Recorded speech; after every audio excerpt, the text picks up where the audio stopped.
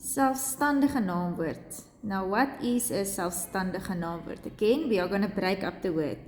Selfstandig, it means self. Me, myself, you, yourself, you can touch it, you can feel it, nee? So as jy self aan dit kan vat en voel, if you can touch it and feel it yourself, then it is a selfstandige naamwoord. And it can also stand by itself. Hy kan by homself staan, soos stoel, kat, hond. Jy kan in 'n stoel self vat, jy kan in 'n kat self vat, jy kan in 'n hond self vat. Selfstandige naamwoorde.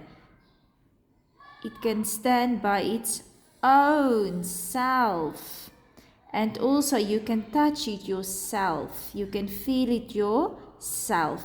So if you can touch it and you can feel it, then it is 'n selfstandige naamwoord.